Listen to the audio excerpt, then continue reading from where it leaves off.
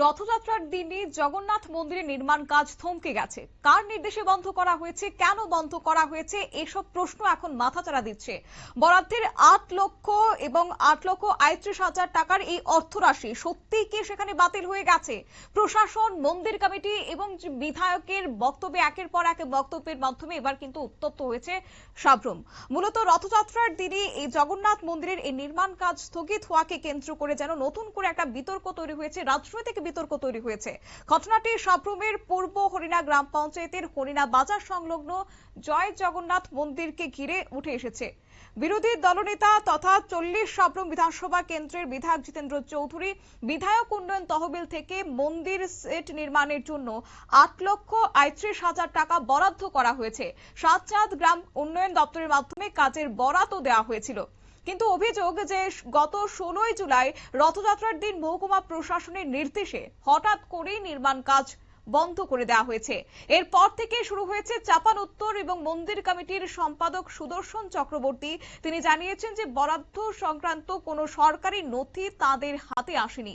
কার নির্দেশে কাজ বন্ধ হয়েছে সেই বিষয়ে তাদের কাছে কোনো স্পষ্ট তথ্য নেই। শুনুন কি উঠে আসছে মন্দির পরিচালনা কর্মীর বক্তব্য। আমি জগন্নাথ কমিটির একজন সদস্য। তো আমি এই মন্দিরে বিগত 5 বছর যাবৎ আছি। তো এই মন্দিরটা স্থাপিত হয়েছে 1398 সালে। এই পর্যন্ত অনেক রকমের পার্টি আইসে গেছে, কিন্তু মন্দির সার্বজনীন। এটা আগেও ছিল, এখনো আছে, ভবিষ্যতেও থাকবে। কিন্তু এখন দেখা গেছে এই মন্দিরের জন্য নাকি বিধায়ক তহবিল থেকে কিছু টাকা পাঠাচ্ছে উন্নয়ন কাজের জন্য। আমরাও সাদরে গ্রহণ করছি এগুলা।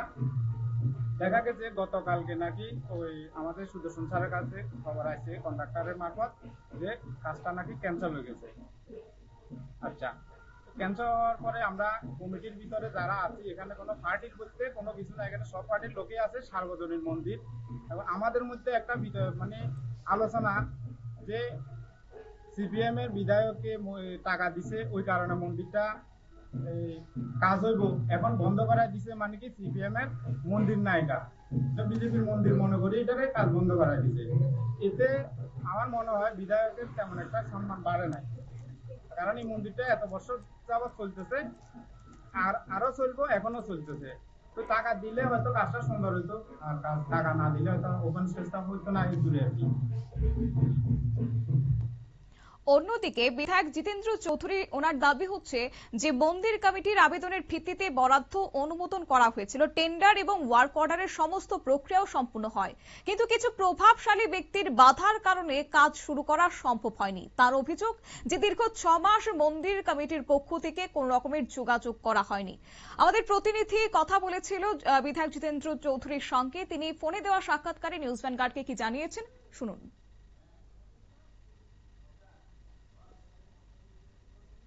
লিপ্ত হলো যে মানে আপনার বিধায়কের ফান্ডের থেকে নাকি ওই হরিণাতে জগন্নাথ মন্দির সেট নির্মাণ নিয়ে আর কি, এটা নাকি অভিযোগকারীরা কারা? মানে অভিযোগ যারা করছে তারা কমিটির থেকে করছে আর কি।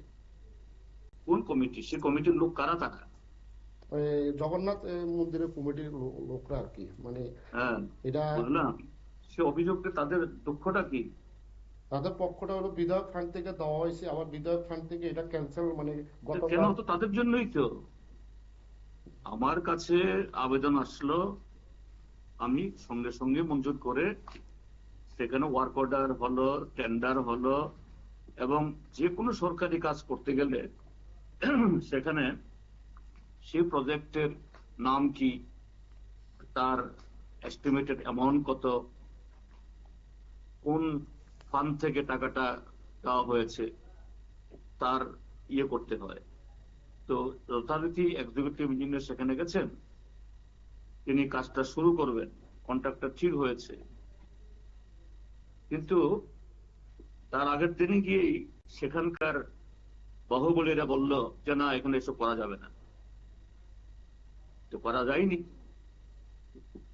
এবং কমিটির লোকরাও সেখানে ছিল, সাথে হলো তথাকথিত হিন্দুদের ঠিকাদার, ভারতবর্ষের হিন্দুদের যারা ঠিকাদার একচেটিয়া হোলসেল এজেন্ট যারা নিয়েছেন তারা। তারপর 6টা মাস আমি অপেক্ষা করেছি যে কমিটির লোক আমার কাছে আসেন কিনা, যে না তারা যাই বলুক কাজটা হবে, আপনি আসুন। কেউ তো আসলো না, তখনটা কি করা যাবে? মন্দির কমিটির থেকে নাকি ওরা বলেছে ওরা এই ব্যাপারে জানেন আপনি আসবেন কিনা। জানেই না। তো কোথাকার লোক তারা? তারা কি লন্ডনে থাকে না অস্ট্রেলিয়া থাকে তারা?